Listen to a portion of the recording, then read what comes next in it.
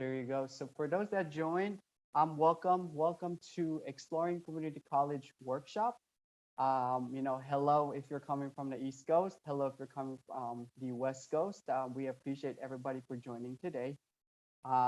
Please note that this webinar will be recorded, so please make sure that have your camera off if you haven't. And thank you for joining. Before we start, I'd like to kind of list a few guidelines. Let's see here. Can't see. Please make sure to use your raise hand feature to indicate that you have a question. Please use the chat box if you have any relevant comments or thoughts. We want to make sure to have a respectful space and have make sure that everybody's respectful and everybody's able to ask their questions. And again, we appreciate your time. And I'd like to introduce now our presenters. So we have Miss Rosie Rizzo from University of California, Irvine. She is the program coordinator for the Early Academic Outreach Program. We have Mr. Bryce Hamamoto, who is from Fullerton College, and he is the student service specialist out of the Office of Outreach and Educational Partnership at the Counseling Department at Cal State Fullerton. If y'all can give me a second so I can have them introduce themselves. Let me just make sure that they have access, because if not, then they won't be able to share their PowerPoint, right? So I appreciate everybody for joining. I'm sorry about this delay. I didn't get a chance to make sure that they were co-hosts with me today, but these are my awesome presenters for today that's going to be teaching you guys and walking you through many different information regarding the community college.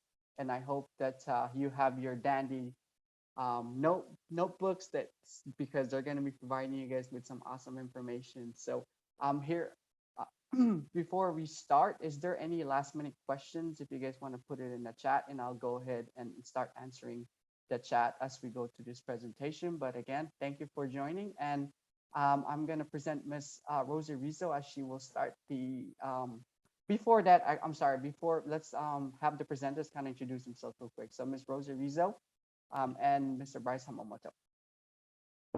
Great. Hi, everyone. Thank you all for being here. I know it is the middle of the week and we are just ending the end of the year, of course. So I'm super excited to provide you all with all of this awesome information on community colleges. And yeah, hope you all enjoy the workshop. And then I'll go ahead and pass it over to Bryce. Hey everybody, my name is Bryce. I'm going to be presenting on community college as well, right after Rosie's done. So thank you, Rosie.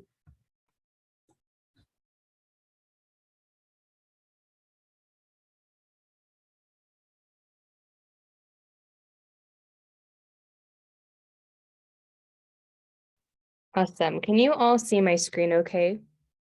Perfect. Okay, awesome. So I'll go ahead and get us started. So today's presentation is, of course, on community college and seeing how, of course, it is an option for education. So I do have an introductory slide, but I already introduced myself. So hi again. I'm very excited again to be here with you all today. So for this presentation, I'm going to be going over common myths that are commonly heard about community colleges, right? There's always this stigma around community college that it may take longer to graduate, or there's just a lot of stigmas around community college, but in reality it is a really great opportunity and a great segue to of course attend a 4-year institution or like a Cal State or a UC or even a private university, right? So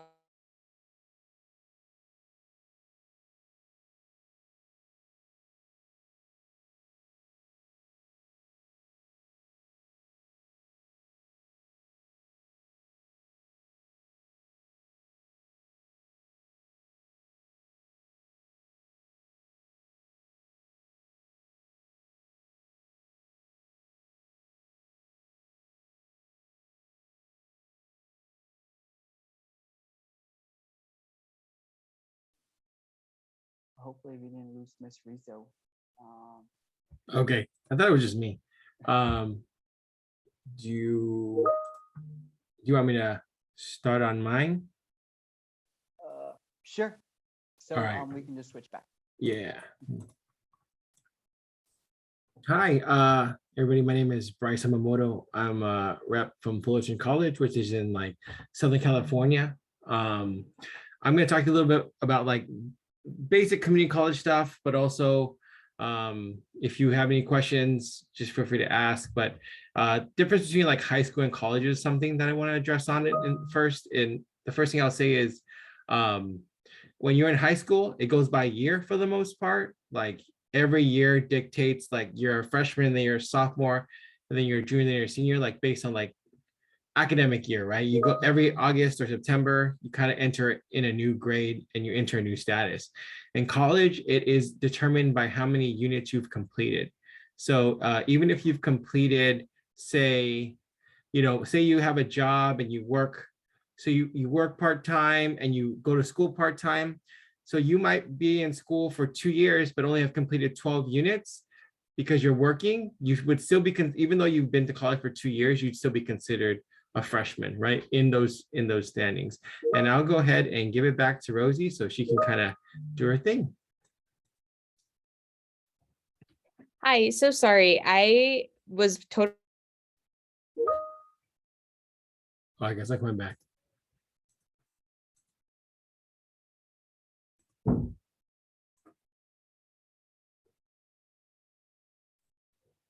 Cool. All righty. So again, it kind of just goes by units completed. So in your first 2 years, I'll kind of go into this a little bit more later, but you'll be taking like general education courses and pre-major courses in your freshman and sophomore like standing years. Again, your freshman year could take 2 years. It could take, more than that. But most of the time, if you're taking 15 units per semester, you would be able to, each year you would be considered a different, grade standing. So, in your freshman and sophomore of your college years, you'll be taking level 100 and 200 courses. And then when you transfer, if you have transfer goals to a university or a private college, then you would be entering as a junior and you would take upper division courses like 300, 400 level classes. I'm gonna talk about what is a unit. In high school, we have credits for the most part. And in college, it switches to units. So, like it says, a unit is a number value assigned to each class offered at a college or university. 1 semester unit equals 1 hour of lecture or in-class time a week. So basically, most of the time in most colleges, full-time students have to take 12 or more units a semester.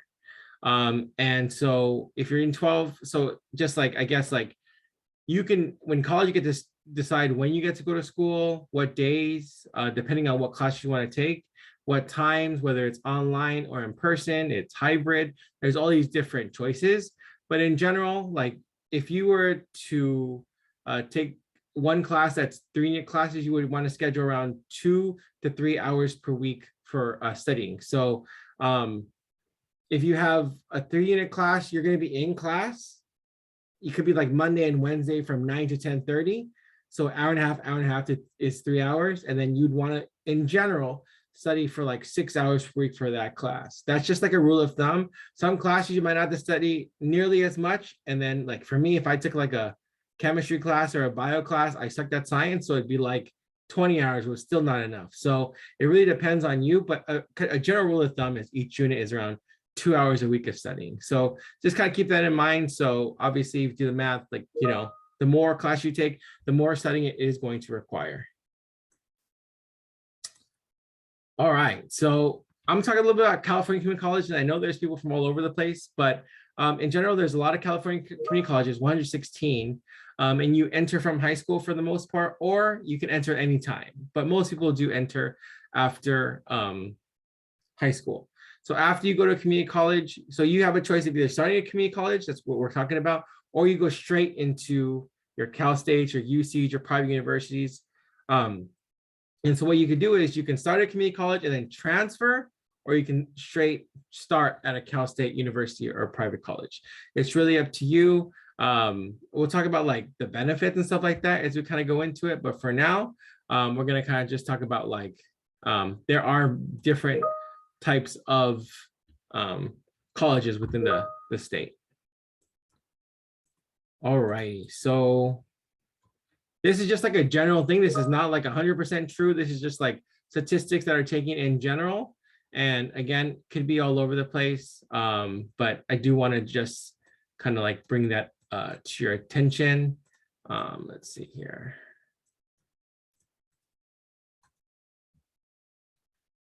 I'll talk a little bit about Cal State's. There are 23 campuses.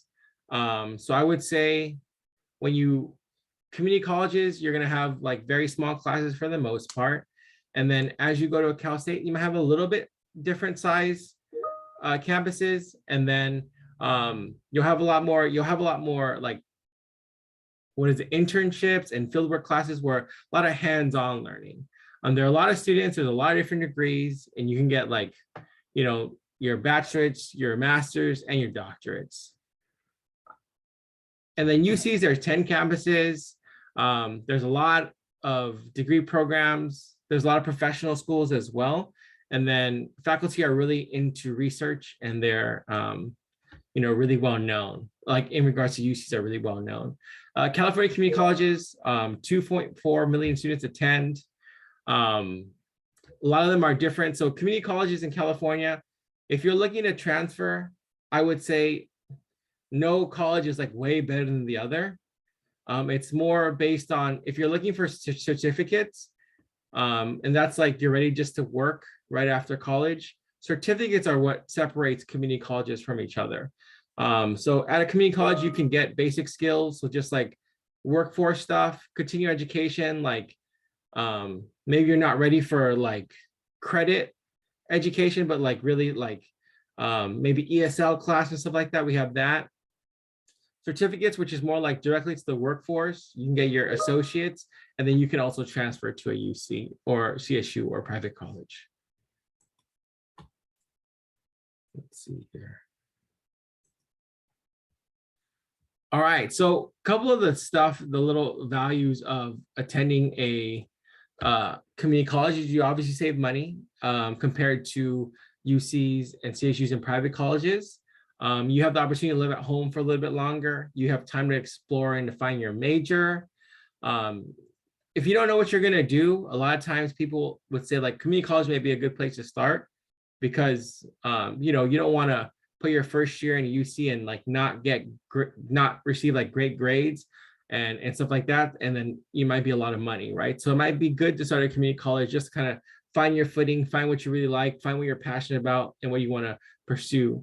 It like for me, when I was in high school, I didn't have a great GPA. So even if I wanted to go to a UC, I wasn't going to get into UC. But then after I started to go to community college, I boosted my GPA a lot more.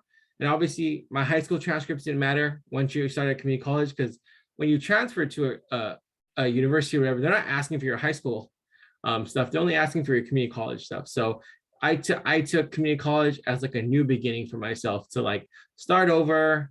And obviously, if you're super smart and you do choose a community college, then it's going to be an easier path to kind of just like, I know a lot of people want to get like specific schools to like UCLA or UCI. And no offense to another UC, but maybe you got into UC that you weren't really strong on and you didn't really like the feel of it. And so some people have a choice of like, do I settle and go to this UC or should I boost my GPA in community college and then make sure that I get into that UC when I transfer?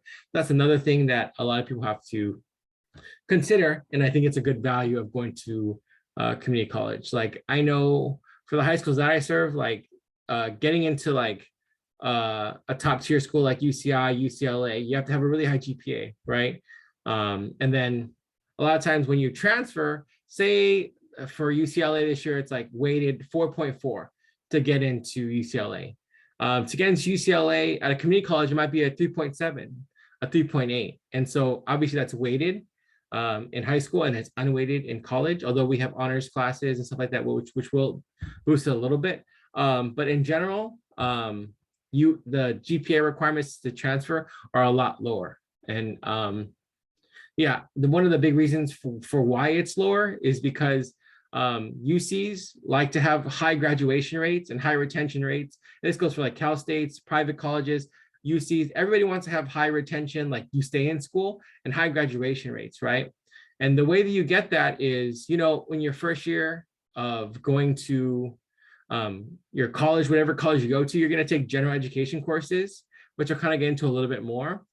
But these are classes that you might not be super interested in, right? Like maybe you're trying to take business, so you don't want to take an art appreciation class, but sometimes in your first year, you will have to take an art appreciation class. So one of the thoughts of like UCs is that if you can do well in community college in your first 2 years, you're taking classes that you're not super passionate about sometimes, right? Your art histories, your maths, your Englishes, your you know, sociology, you know, all these different classes from various disciplines. So they believe that if you can do well in your first 2 years of taking classes you're not really passionate about, like consider what you're going to do when you're actually passionate about the classes. So you know, they are a little bit more forgiving with GPA sometimes. You know, it's a lot it's a lot easier to get into your university of choice when you do well in community college. Like you can do really well in high school and still not get into the place you really want to, right? But in community college, that's not really the case.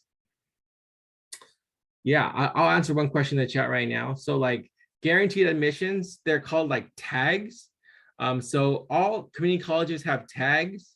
The hard part about that is like they're good and they're guaranteed admissions. But sometimes it may be only guaranteed admissions into specific UCs that year. It depends on how much space they have. In general, I would say the rule of thumb is get like, so, you know, sometimes it would be like, if you get a 3.2, you're guaranteed into this school. I would say if you have, that means if you got a 3.4, you automatically get in. So a lot of people worry about the guaranteed admissions part, but if you get decent grades, you'll be able to get into most of the schools that you're looking towards.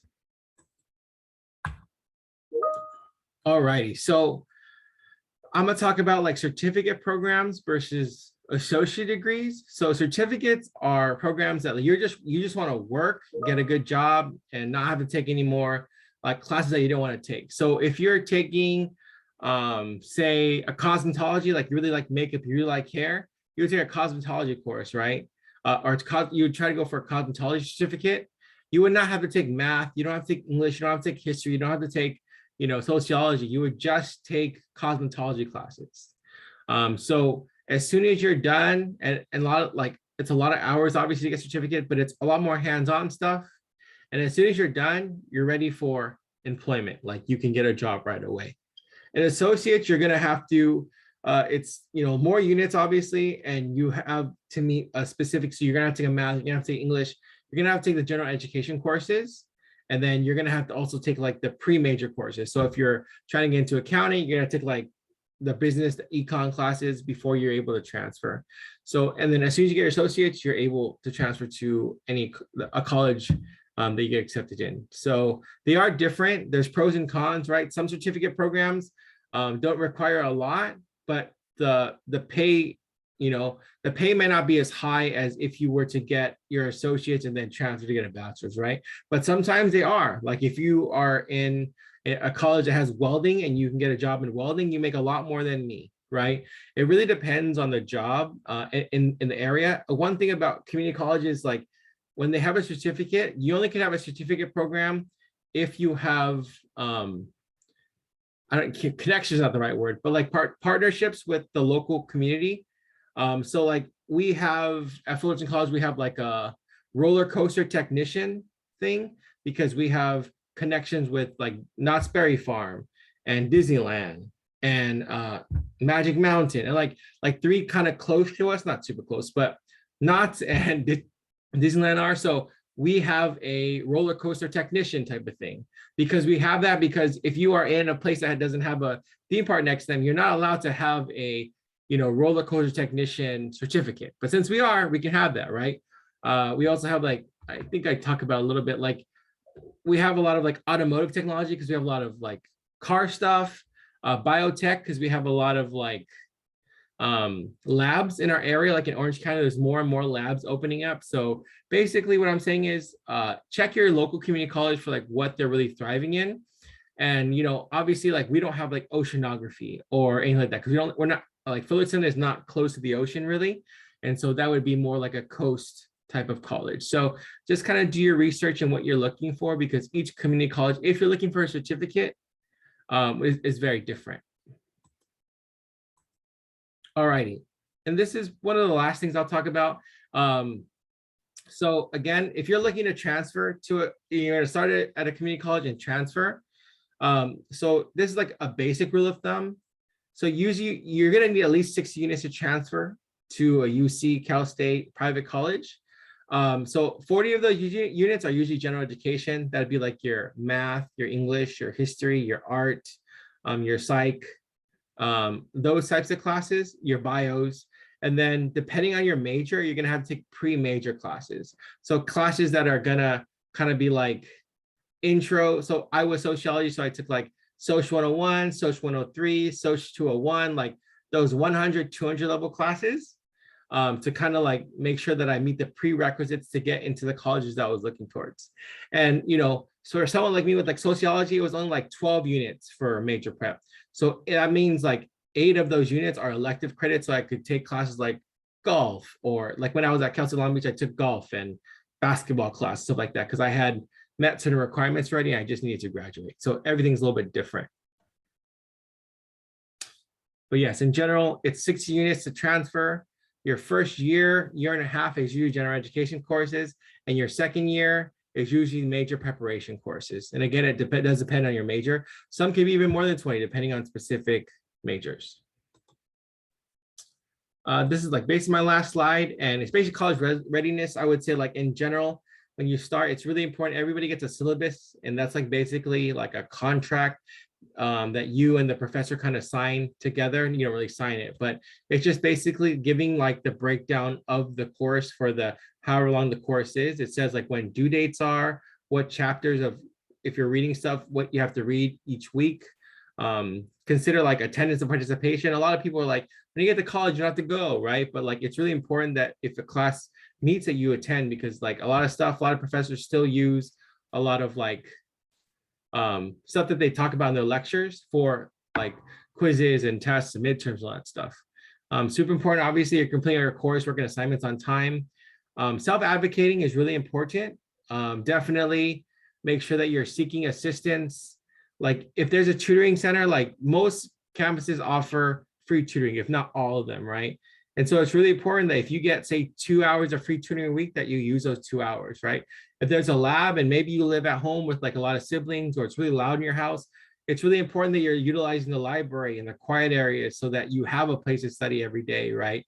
And then like if you need help, that you're going into the office hours. So professors in college, they have this thing called office hours where they make it available for you to meet with them. I went to office hours a lot when I transferred, because I really wanted to make sure I was going to pass. And like sometimes I didn't understand something, so I would just talk to them during office hours. And even though I was like the smartest, I still passed my classes because they understood where I was coming from. And sometimes just talking to the professor and having them understand where you're coming from can help a lot. I'm not saying that's going to help you pass, but it does help. And obviously, you know, you definitely want to, this is like a new opportunity to kind of boost your college GPA. But yeah, that's kind of like my portion of what we're doing. Awesome. Thank you, Mr. Bryce. We're gonna try to see if Miss Rizzo can present her presentation, so we our audiences will get the information. So Miss Rizzo, do you want to try again? Yes, thank you. Gonna go ahead and try sharing my screen. Just give me one moment.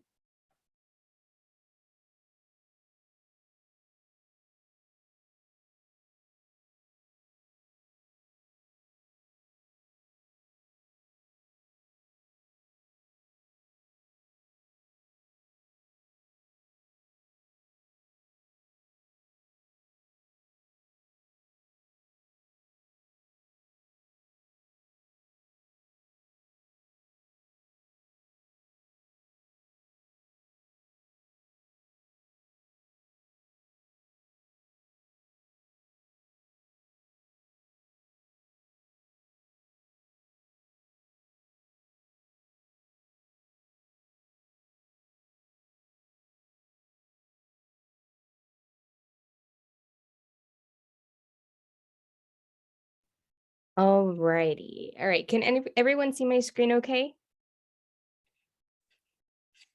I'm not able to see any of the videos, so if someone could just let me know, please. Yep, we can see it. Yes. Okay, awesome. Thank you. All right, so sorry for the technical difficulties. I'm going to be going over some common myths across the community colleges, right? So first one, and I'm not very sure where it is that I left off last time, but we're going to go ahead and just cover it again. So a very common myth that is heard is that community college is an extension of high school. However, community college does have many differences that are compared in comparison to high school. So some differences across accountability could definitely look very different, right? In high school, you have the accountability of your counselors, your teachers for support to make sure that you are on top of your grades, that you are on track to meeting your graduation requirements. And the difference between, of course, community college and high school is that once you are at the community college level, it does get a little bit more different, right? Because there are so many students that are needing the resources, needing the help. And there are specific offices on campuses that you as a student physically have to go to of course, reach out for support. So accountability does look very different. Class sizes are also a very big difference when it comes to community college. So in the high school setting, there is a estimated number amount of maybe about like 25 to like 30 seats maximum per classroom. So that does look a little different when you do attend community college, because again, it's a school with so many students, and class sizes could vary. I've been in classrooms where I've had about 300 students within my classroom. So it is a much busier classroom. You don't have that one-on-one connection that you establish with your teachers in high school. However, you are absolutely able to do so, but after class, and just connecting with them in that sense to make sure that you are understanding specific context and just receiving as much information as you can. Class schedules also look very different when it comes to community college. Class schedules are much more flexible. So instead of having that regular time frame from about like 8 to 3 p.m. while you're in high school, when it comes to community college, students have the flexibility and the ability to mold their schedules to what works for them. So if students are, of course, maybe working, having a part-time job, they're able to work their schedule around their own, maybe like working schedule. If, some students aren't morning students, so they instead take afternoon classes or vice versa, right? So this is a very common myth that you hear, but in reality, it is not very true, right? Because there are so many differences that when it comes to community college after high school. Alrighty, next myth is that community college is academically less rigorous. So academic rigor within the community college setting, it will depend and it will vary depending on the student. So one thing, it will depend on how well the student is prepared. So a student could have been taking, many AP classes, honors class, like dual enrollment, right? So that, student may be a little bit more prepared for community college than another student who maybe was just meeting like, the requirements just to graduate high school. So it does depend on how well students are prepared, how much they have academically challenged themselves while in high school. And it also depends on the dedication to the course and subject. So again, it does vary. Not every subject is as difficult as others. So it does definitely vary on the subject or the course, and also the instructor. So the instructor professor will have their own syllabus to each class, and they do have different criteria, different requirements when it comes to like testing or when it comes to fulfilling assignments, right? There are many different teaching styles, and sometimes it could be the professor, the instructor itself, that may make a class a little bit more rigorous or a little bit less rigorous, right? So that is something that does definitely vary. And the subject also definitely depends. So if a student is taking a class in chemistry, or a very common difficult class that I've heard of is like OChem, if there is a subject that is a little bit more difficult than maybe, let's say, like English, right? It does depend on the subject of how academically rigorous it may be. So this is something to definitely keep in mind. It is for everyone in the sense that it provides opportunity to many students, depending at whatever level they may be, but you can make it as challenging as you want to. Alrighty, so another myth is that it's cheaper and more affordable to attend a community college. So with this, each financial aid package, it is unique to an individual. So within the financial aid packages, each student does receive different packages. However, it usually does depend on the overall expense of community college. Does this depend on how long it takes for students to complete the transfer requirements.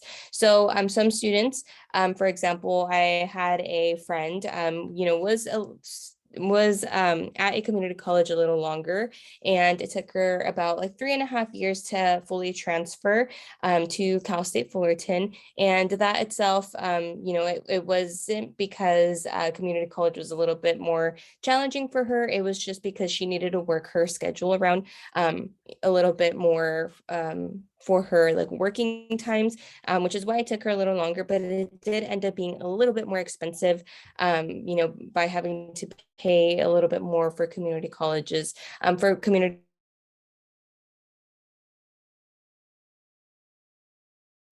per unit. There are cheaper costs, of course, when it comes to community college, which is great. Because it is more affordable, especially for a financial aid package. It does not cover a full amount, right?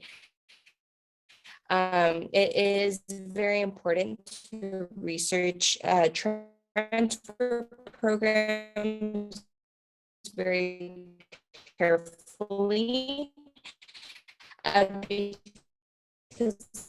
a lot of times these transfer programs may help you in, and may help you in using some like school, right? I did want to see if there were any questions on these. I do know that, of course, we do have the California Promise. So thank you for sharing that. The California Promise is, for the most part, I definitely have heard that it's been implemented throughout most of California. But again, as mentioned, each California Promise or Pledge program does look a little different. Some schools, they do have 1 year of community college that is free. Other districts have 2 years that are free for community college. So even though a student may enroll in community college, it's important that students follow, meet the requirements for that specific promise or pledge program, because that is when it will be free. Once students are fulfilling those requirements for the specific programs, then financial aid usually does cover it through the program. Great question. Any other questions before we move on? Great. Okay, so we'll go ahead and continue. So I'm going to give you all an overview of California community colleges. So what are the California community colleges? So they are public institutions of higher education that provide affordable and accessible education. So many students begin their post-secondary education at a community college before transferring to a four-year institution. So as mentioned earlier, the community college system can be a really great way to begin your education, especially if maybe you, like mentioned earlier, you apply to a specific school. Maybe you applied to your dream school and didn't get in, and that dream school had like the program that you like really wanted to pursue, but for whatever reason, directly from high school, you weren't accepted, and you maybe want to take a different route, right? And maybe just try again. The California community colleges is a great system to be able to still advance within your academic career and to eventually get to, a Cal State, a UC, or even a private institution. So, it is a really great segue that could, of course, be more affordable and just much more accessible with different certificate programs and different experiences that you could gain, right? So these are some degrees that are offered within the California Community College system. So as you all heard a lot about really awesome certificate programs and opportunities at the community college level, here is just a broad sense of what could be offered. So through the community colleges, they do offer an Associates of Arts or Science. And they also offer associate degrees for transfer. So this degree, of course, is used to, again, transfer into that four-year institution, whether it's a Cal State UC or private institution. And this is specifically for the California Community College system. And they do offer a lot of vocational certificates and licenses. So one, really awesome certificate that I've always heard of was an automotive certificate, and just, very hands-on experience. There's also a lot of healthcare certificates that could be gained through the community college level, and then licenses. So I know I do definitely know cosmetology is a really big one that is often pursued through the community college level. So there are so many opportunities, and especially a lot of hands-on opportunities that students can take from at the community college level. All right, so these are some general costs and requirements. Again, this is an estimate because it does look a little different within each community college system, right? So when students are applying to the community college systems, they are applying individually to each school. So this again is just an average dollars per unit. So an estimate amount is $1,200 to $1,600 a year at the community college level. For students to be able to apply and be admitted into the community college level, there are no subject like placement requirements. There is no GPA requirement, but as long as you are a student that is 18 years of age and has a high school diploma, or could also help fulfill that requirement, of course, to get to a community college. So this is a really great opportunity for some students, maybe had a challenging time at high school, or grades maybe weren't as great as they would have liked them to be, maybe due to any like personal issues or maybe just challenges. This is a really great place to be able to start from scratch and build that grade, that GPA, or build those grades up, right? Now, these are some factors of being community college bound. So again, for any hardships, there could have been just challenges, right, where students come their senior year were not eligible for the four-year university, or maybe not competitive, right? Again, especially within these past couple of years, we've all had a hard time in transitioning to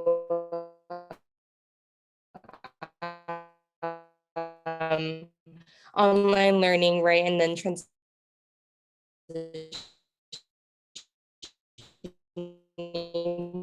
back in person. So, for whatever, again, would be a really great opportunity for them to consider many times, especially if they are trying to go directly into a four-year institution.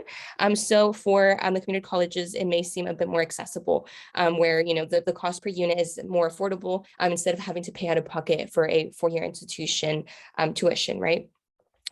Proximity. So students may want to stay close to home. So there are many community colleges for within like each city. So here right off the bat, from, of course, Anaheim, California. So there's about, I believe, like 3 or 4 that are super nearby.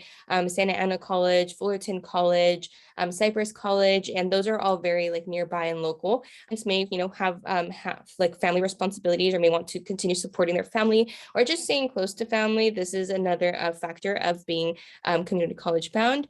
Again, because of those responsibilities or obligations.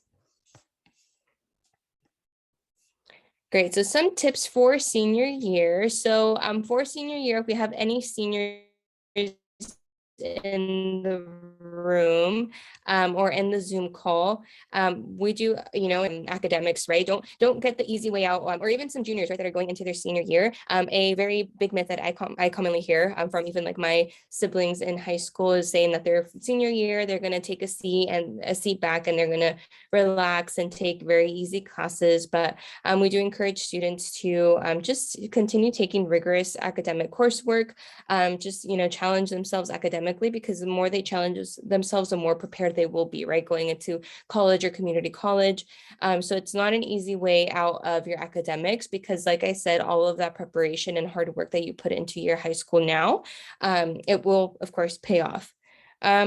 High school transcripts are used for placement. So if you have taken maybe, higher level courses, they could help you place higher within a specific subject, or you may have to take additional courses depending on, again, placement. So and that's super important to consider. And then just be sure to ask questions. Definitely, again, use your resources, your teachers, your counselors, and maybe other students or like other students that may have graduated, previous years before you, and be able to talk to them and just ask for their tips and insight on, the community college experience, what programs they may have taken advantage of, or what kinds of things that they involve themselves with, right? While they have been at the community college level.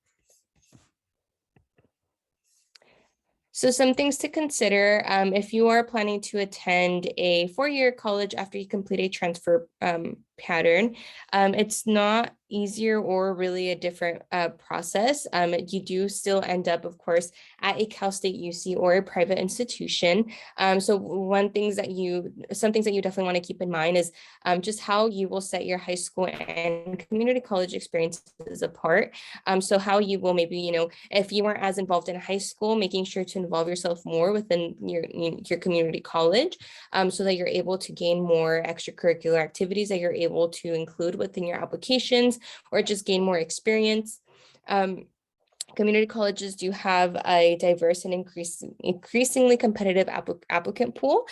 So for specific programs, if students are interested, let's say, for example, nursing or healthcare, even though community college, may have that stigma of just being very easy to get into, if there's a specific program that, students want to get into, even at the community college level, it has gotten increasingly competitive, where students need to have taken a certain amount of courses, or needed to have scored and their grade levels or their letter grades, specific grades, right, to be able to be admitted into specific programs. So super important to just keep that in mind as well. And then when it comes to the transfer process, it could be complex and does require guidance for many students, especially for first generation students. I as myself, as a first generation student, having gone directly to UCI, still required so much guidance, because it was a completely different, it was a different world, right, to just kind of be in. And any help that I could get, I definitely reached out and asked for. So even though, just make sure to take advantage of any programs that you may be enrolled in, whether that's EOP or any tag program as well, and that will help you transfer and that you possibly can, to just make the process. Alrighty, so I actually, that was the end of my presentation. Wanted to open it up for questions, but I do know, I think we'll go ahead and just open it up for general questions after both of these presentations. So I do see some questions in the chat, so let's see. All right. What is UCI's acceptance rate of community college transfers into UCI for their junior year? So that is an awesome question. I do not have an updated acceptance rate for you right now, but I definitely will go ahead and look that up for you, and I'll drop it in the chat. So if you could give me a just a little bit. Let me see the next question. Is a community college transfer acceptance rate for a different UC or Cal State's public information? Yes, acceptance rates should be public information. They should have this information within their transfer prep program websites. I do know a lot of Cal States and UC, and I could speak on behalf of UCI. We do have a transfer prep program where we do, of course, support students within the community college level to help them transfer into UCI, of course. So it is public information, and I'll be sure to get that to you in just one moment.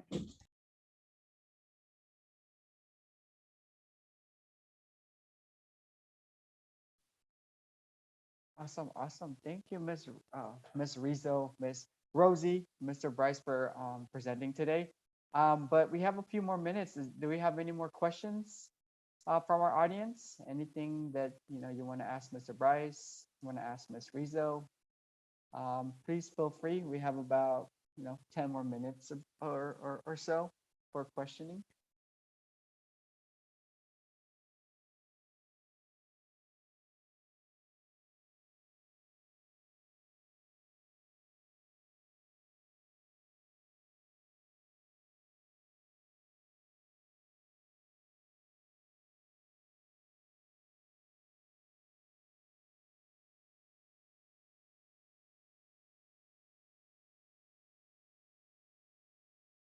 No more questions?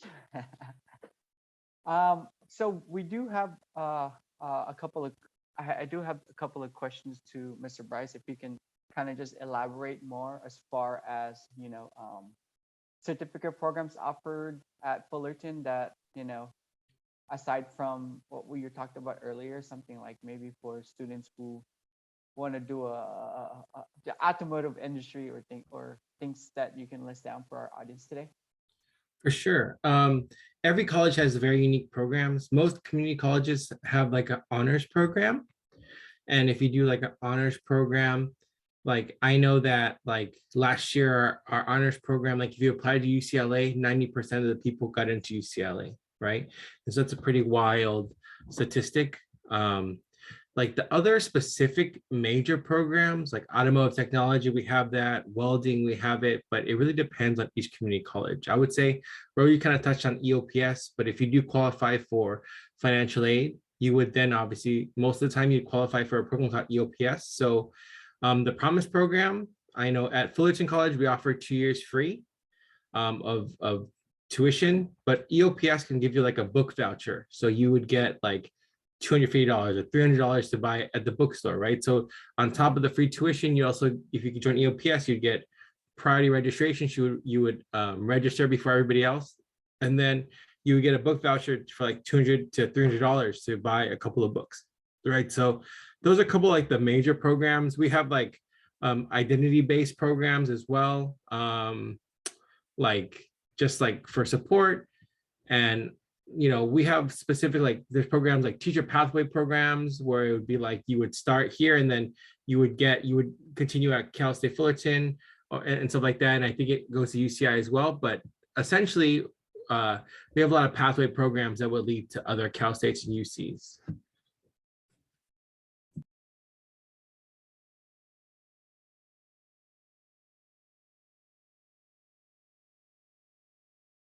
Awesome. Thank you, Mr. Bryce. But aside from the programs, what is like something you can share about Fullerton College to our audience before we leave? Some special highlights.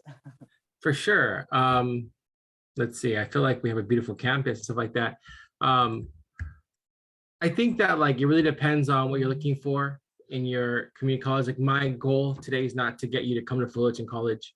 I think it's really just to make that you consider community college in general. If you come to Fullerton, that's awesome. But if you find something else, like I know someone's from the Bay, I know there's a lot of like, you're probably not come to Fullerton, but I think community college is a great option to like explore and figure out what you're trying to do. If you do decide to go to community college, there are like requirements you have to meet. Like you'll probably have to be a full-time student. You might have to take a counseling course in your first year. You'll have to meet with a counselor most likely before you take your classes to plan your first year of college. So I would say like to start, like if you're thinking about community college, like there is no penalty to apply to a community college and not go, right? Applying to a community college is free. You obviously get in. and say, you're still, maybe you're getting your last minute acceptances or your wait lists for a college you really want to go into. And it might be a good opportunity to just apply to community colleges that you might want to consider, and then start looking at their steps for free tuition and the programs they offer.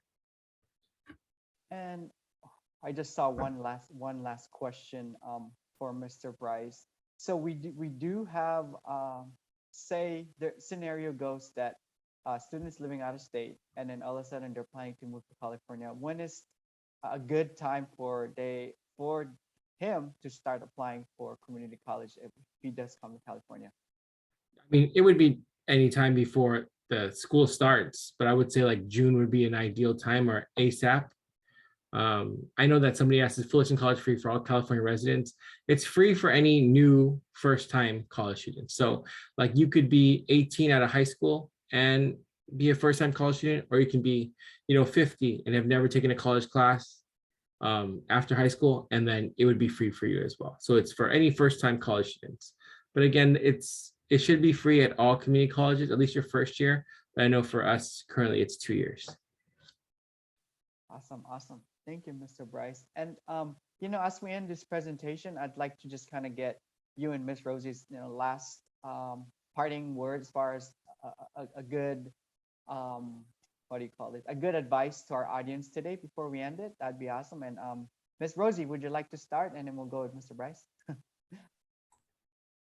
Yeah, absolutely. So as far as advice, I know we have a variety of students, perhaps students' parents, but I will say, just take advantage of all of the opportunities that are available to you when it comes to awesome opportunities like EOPS or any like transfer prep programs. And those programs are meant to, of course, support students, and that is their main goal.